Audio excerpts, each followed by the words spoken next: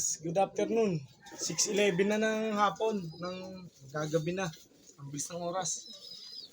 Ito, ang daddy tuta nyo. Dinala ko sila ng pagkain. Ito, kalapatids. Para sa kanila to. Kailangan natin silang patukayan kasi marami sa kanila nagngungungo. Nagsusubo ng baby. Kaya, okay.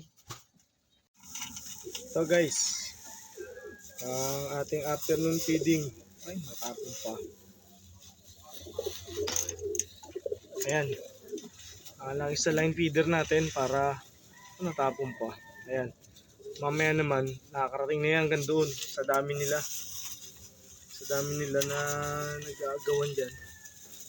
Ayan. Ayan yung mga baby natin. Mamaya kukunin ko yan isa-isa. Tatago natin yung isa-isa dun sa sa pugad nila. Sa magiging keepingan nila. Siguro yung isang training box natin doon na malaki. Gagawin natin keepingan nila. Ayan, gaya niyan si Baldado. Naganon nila yung patokan. Ganyan yun. Tapos ito si Dada to. Ito mo si Taichi oh. Mukhang iitlog na o may itlog na. Hindi ko alam eh. Ayan, paitlog na siya. Anytime bubuga yan. Pagtapos ni Taichi niyan, pahinga siya.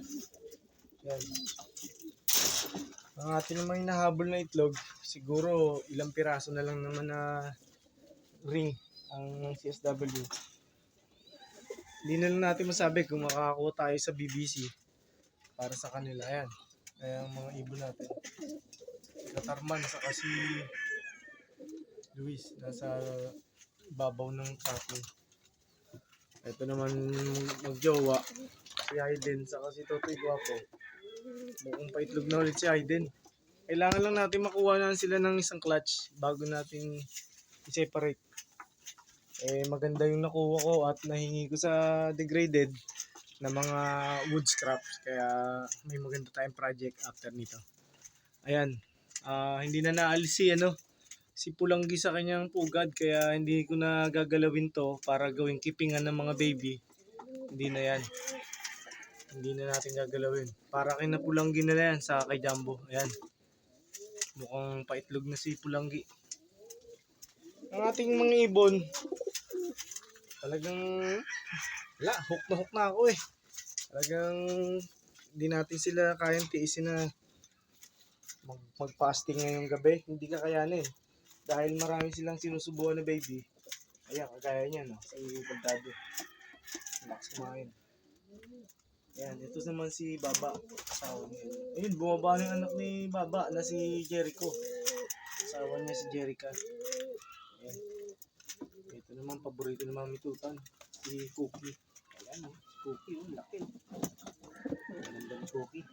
Sana wag magkakasakit para dire-diretso na hanggang sa training. Lapit ng Bermas. Tapos itong August, syempre, na, September. Ito, itlog niya no. Dalawa. Yung Indonesia. Yung Vietnam. Ayan. Ayan mga ibon. Grabe sacrifice natin dito guys sa pag-iibon natin. Ayan o. Naglalaban ng ang takip silim saka bumababa na yung araw. Ito yung magkakaroon ng ganyang pangyayari. Naiisip ko yung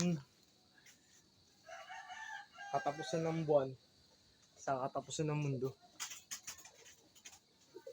Gusto ko talaga katapusan na ng mundo. Kasi pagka katapusan ng buwan, ang dami natin bayarin. Nandiyan yung si bill, si due date, diba? Saka si Boom Boom. Marami tayo katapusan. Sama na si Bombay, si Meralco, si Nawasa, si Renta pa, yung paupahan pa natin, yung inuupahan natin na tindahan, yun, dami na natin payment.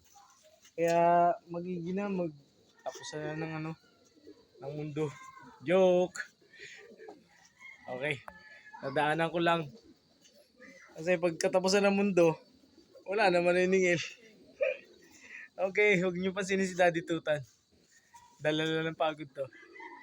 Ito guys, oh. Ito ang trapping natin na traditional. Yan. Ano yung tawag dyan? Pa-incline dyan ng 45. Tapos, pagpasok dito ng ibon, hindi na siya makakalabas. Babangga na yung pakpak niya rito. At pagka pumasok naman siya sa yun, papasok siya freely. Pero lalo siyang hindi makakalabas kasi may T-trap dyan na nagsuswing. Ayan, ang ating trapping. Oh, ayan. Wala pong labasan dito kasi mas pinili ko na walang labasan dito. Para mas makulong sila doon sa loob. Kagaya niyan, si Mosaic.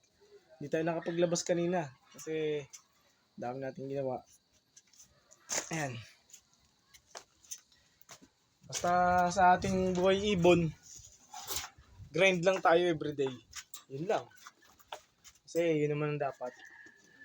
Ayan, ito nakabalik na si Berta. Okay guys. Ito guys, ang ating loop. Ayan, ang bilis dumilim. 6:11 ako pumunta rito sa ating bahay, sa loop. Para ma-check sila. Saka pakainin. Ayan. Diyan yung patukan nila. Siya madilim pala dito. Pero nandito na yung ilaw. Kaya lang wala tayong extension. Ang ating ibon, ayan. Naka-prepare na yung ating gagawin bukas. Kailangan kong magbumising ng maaga. Kasi may magandang magaganap sa ating kubo. Dahil may mabuting loob na nagbahagi sa atin ng isang kubo na isang built-in na mukhang bayanihan bukas. Titingnan natin kung anong mga ganap. Kasi napakalaking bagay na meron tayong pahingahan doon. Tapos tuwing uulan ng malakas, meron tayong sampayan. Pero hindi yun ang istorya. Ang istorya, malapit na mangitlog si Pulanggi. Ang ibon ni Boss Jerry, ayan. Kaya tayo, grind lang everyday. Kailangan nyo. Mangarap lang tayo guys. Libre lang yan guys. Mangarap lang tayo. At malapit na yun. Malapit na tayo makalaro. At sigurado na yun. Bare months, marami tayong ilalaro na ibon. Pagod. Kaya, thank you so much. Grazie. Kamsahamnida. Arigato. Basta ibig sabihin nun, thank you. Thank you po. Gracias.